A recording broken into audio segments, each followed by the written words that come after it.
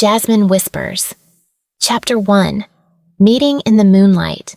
In a small coastal town called Elmira, where the salty sea air meets the sweet scent of jasmine climbing the old walls, lives Layla. She's a 30-year-old woman who works in a small flower shop she inherited from her mother. Layla's got a warm smile, but there's a sad look in her eyes. She lost her parents in an accident years ago, and she's been living a simple life ever since, with flowers and books as her main focus. She's been avoiding love because she's afraid of losing something else. One evening, as she was closing up shop, she heard a voice behind her. "Do you have a flower that looks like the sea?" When she turned around, she saw a guy with a calm look on his face and eyes that matched the colors of the waves at sunset. He introduced himself. "My name's Kareem. I'm a marine biologist, and I got here yesterday to check out the coral reefs." Chapter 2.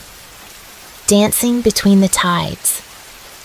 They started out as friends, but eventually their friendship turned into something more.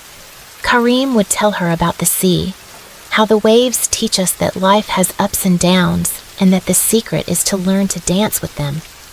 Layla, on the other hand, would show him how flowers that look fragile have hard roots that can break through rock. But even though their philosophy was simple, it wasn't enough to calm Lila's fears. Whenever Kareem tried to get close, she retreated to her safe world. One day, he came to her with news. He'd been offered a job at a remote marine reserve and had to leave in a month. Chapter 3. The storm before the calm.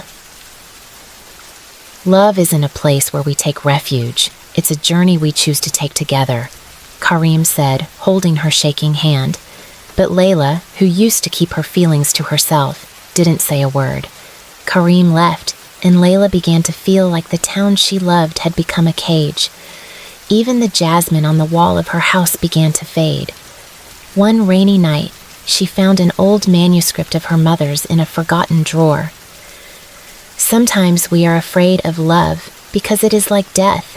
They both force us to leave what we know and go into the unknown. Chapter 4. Roots in the air. Layla decided to face her inner self. She went to where Kareem works, and at the reserve, she saw him diving among the fish as if he were part of the world he was studying. There, she finally got what he was saying. Love is like scuba diving. You have to have the courage to leave the surface, but the depths have treasures you can't see from the shore. Turns out, Kareem was also going through a crisis.